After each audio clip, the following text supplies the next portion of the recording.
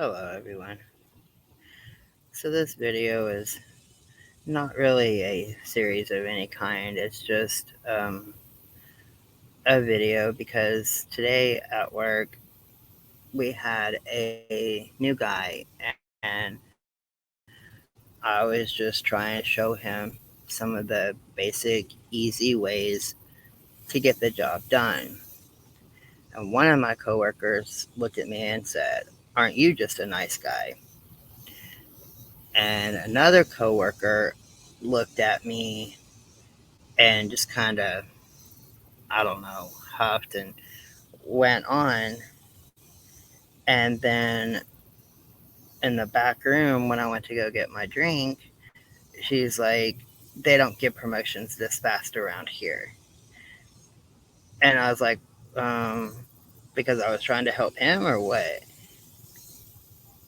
She basically thought that I was doing something nice for somebody because I was looking for a promotion. And that's not the case. Like, I simply knew easier ways to get something done, and the new guy was struggling. There was nothing about a promotion. There was nothing about, trying to impress the boss or nothing. But it got me to thinking. And being a nice person just means behaving in a kind and considerate and generous way because it aligns with like your own values, and you really enjoy being pleasant and helping others. It's not like expecting anything in return. There's no agenda, there's no hidden, nothing for the kind behavior. But then there is something called the nice guy syndrome. And that's if you often feel resentful or disappointed that being nice isn't getting you anywhere, like maybe a second date or a professional success that you think you deserve. And at the same moment in time, I had one person acknowledging me being nice just to be nice, and another person assuming that I was being nice because I wanted something in return. That makes it very hard to deal with because if you are just being nice to be nice, not everybody's going to see that.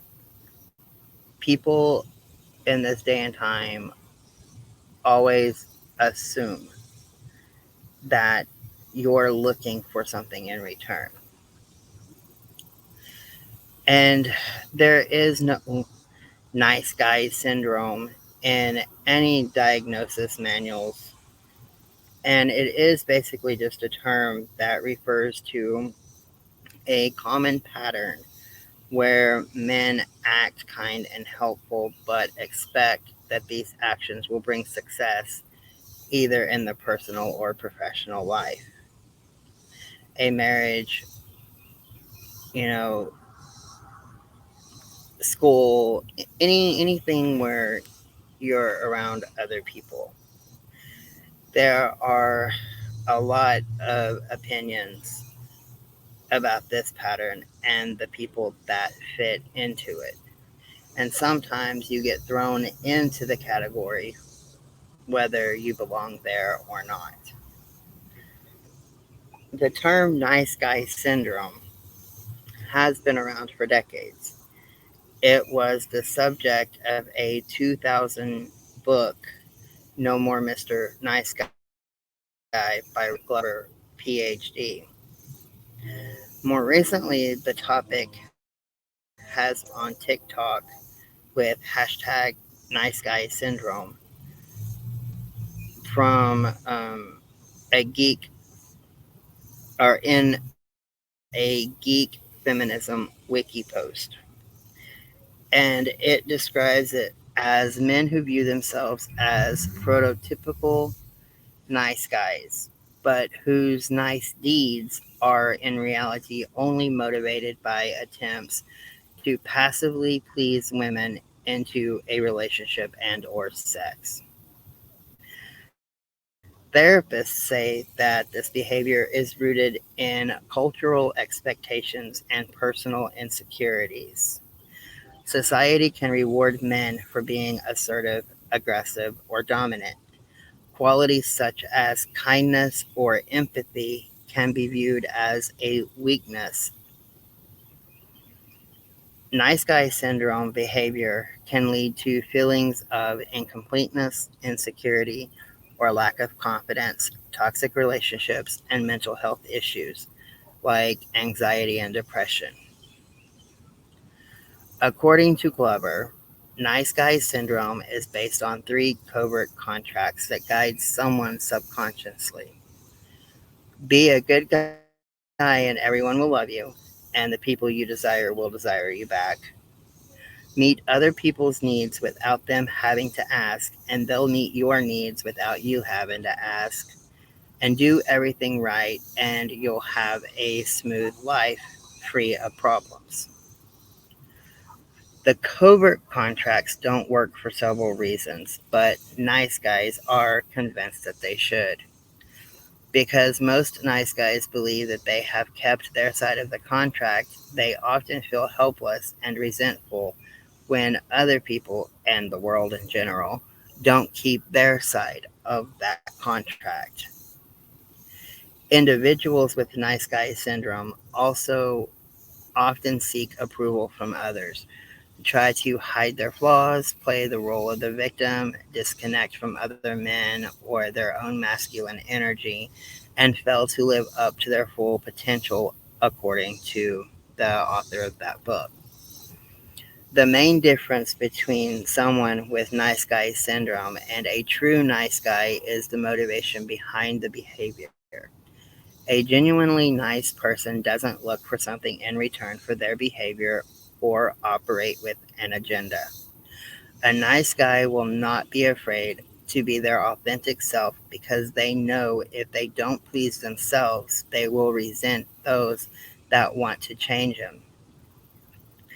Nice guy syndrome is about the type of actions someone takes, but also the expectations that come with those actions.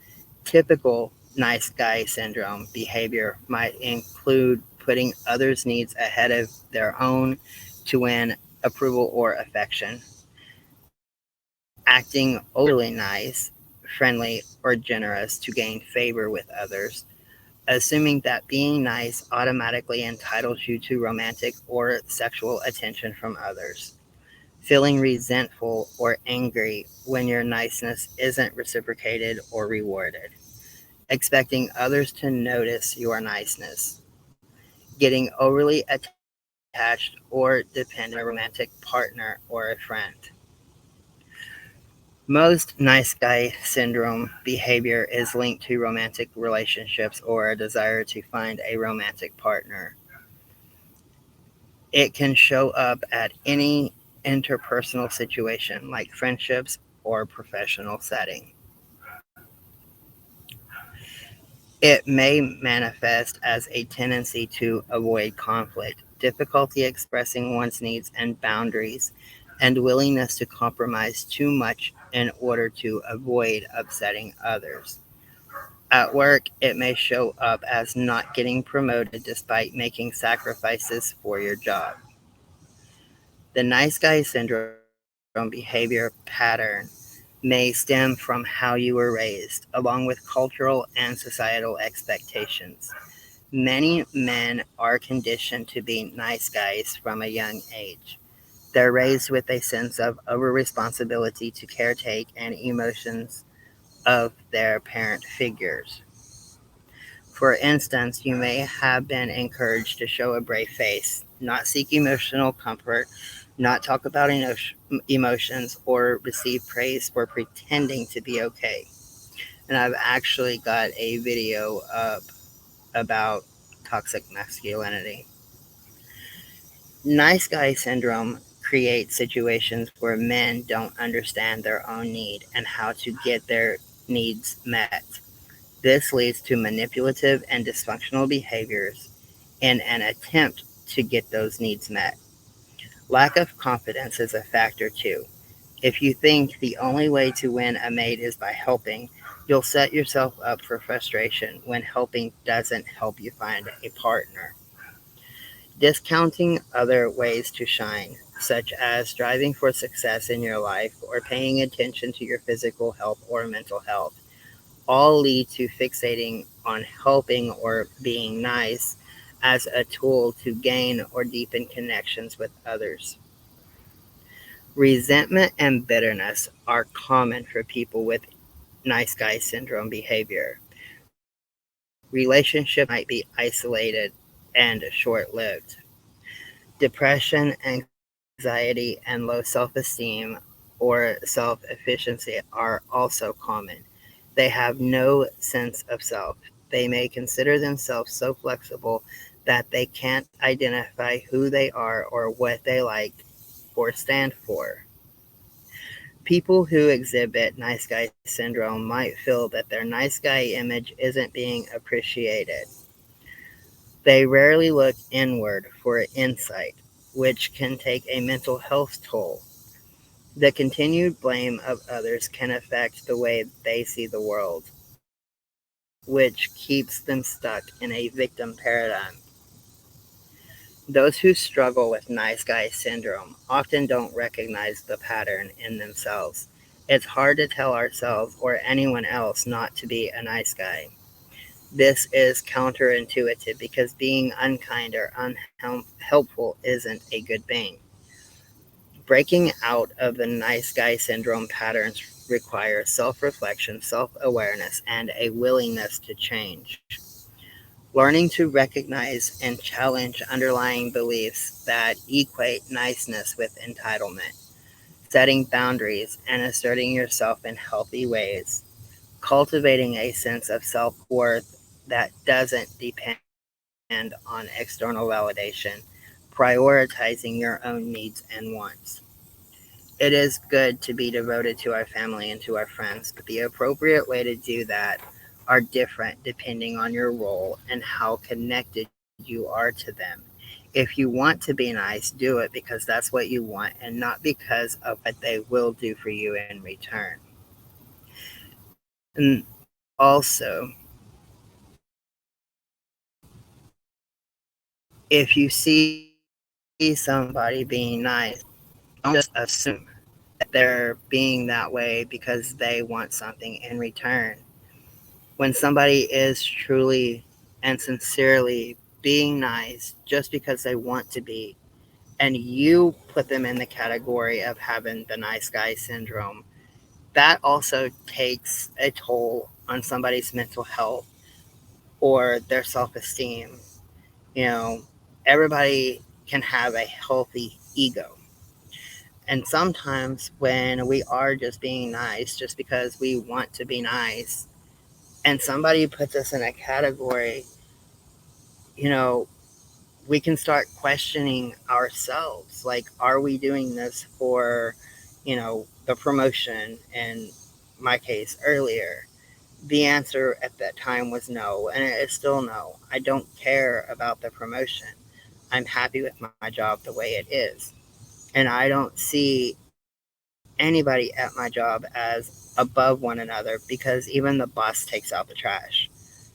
Like, he wouldn't have any of us do anything that he doesn't do himself. So the place that I work is like super great, and there is no reason to try to be above somebody else.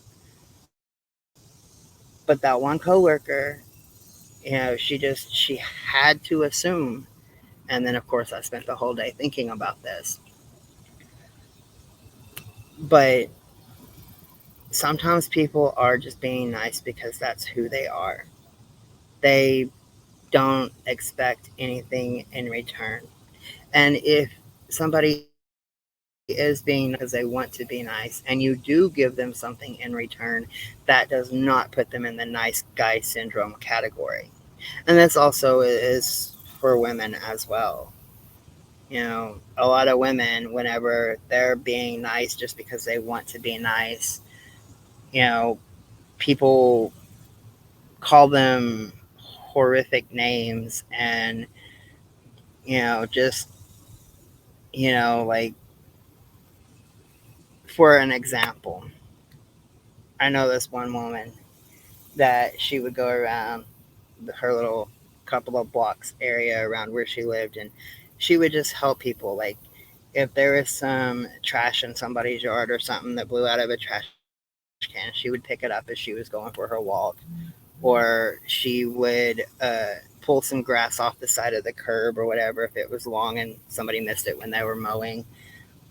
But there is this one guy's house, and I personally think he really liked her, and he would leave stuff around for her to notice and be nice and pick up and stuff. Kind of one of those old people things. But one of the other neighbors had just moved into that block, and when she was out walking, she stopped at that one guy's house and she picked up like a little, I don't know, Walmart bag that had like a couple of cans in it or something, and she threw it away. And the other guy come out off of his porch from across the street, telling her that she needed to stop acting like a whore, and that um, she couldn't go around cleaning yards just to get in every man's bed. And that really like depressed her. She was literally in her house. Like, she would not even leave to go to the store or anything for like 3 months. I'm telling you, she canceled all of her doctor's appointments. She stayed in her house. That guy that had come out on that porch, he not only humiliated her, but he cut her so low, and all she was trying to do was just simply be nice, keep her neighborhood picked up. And you know it really wasn't about getting anything in return for her. And if there was something that she was getting out of it, was nothing more than just exercise on her nightly walk. Like, that was her gain. But that guy cut her so low that, oh my god, it took forever to get that lady back up on track. And last I knew, she was out walking and back to her old nice way. But it really and truly did some damage to her. And there's a lot of people that do truly try to be nice, and someone cuts them so low that they no longer even want to be nice. I've had days like that myself. It's like, no matter what you do, nothing works. And I'm not saying, like, you know, whenever I've helped somebody, I don't even expect a thank you. Like, I just literally do it to do it. I do it for me because I know who I am. I know what I stand for. But at the same time, you know, you look around and you see the world crumbling. There's nobody that accepts nice behavior without either thinking somebody's a weirdo or a creep or a predator. Back in the day of growing up, we was taught to just be nice, helping our neighbors, helping our families, staying a few minutes late and helping the teacher clean up the classroom. If we missed the bus because we was helping the teacher pick up the classroom, none of us got in trouble. If we missed the bus because we was outside talking and, passing notes or something, hell yeah, we got our asses busted. But if we were doing something nice, we didn't get in trouble, and that taught us to be nice. But for the most part, it's that same generation that was taught to be nice that criticizes people for being nice. And I cannot make that make sense. I mean, I guess it's one of those to each your own kind of things, depending on how you was raised, what you was taught.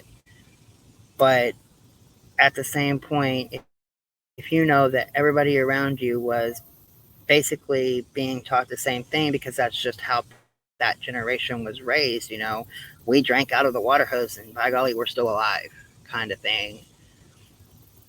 It doesn't make sense that that same generation would be the ones hardcore putting down people simply for being nice and putting everybody into the nice guy syndrome category. Yes, there are people out there that are only nice because they want something in return. There are a lot of predators and a lot of creeps and a lot of weirdos, and you find that anywhere and everywhere. And I am not saying accept somebody's niceness and just don't assume that, they could be a danger because we have a lot of weirdos in this world. But if it's a family member, a coworker, somebody that you know, somebody that you're around all the time, if they wipe your desk down at work and you're assuming that they're wanting something in return when maybe they just wiped your desk down to do it and be nice, that's where the issues are. Stranger kindness is a whole other story. I'm not into stranger danger. Like, my own thoughts about that. That's like a large misconcept. You tell kids stranger danger, and then if something happens, you tell them to go find a stranger and get some help. I mean, that's a whole other topic. But the next time somebody does something to be nice to you, just say thank you and leave the assumptions for something else. Have a good night, everybody. Stay kind.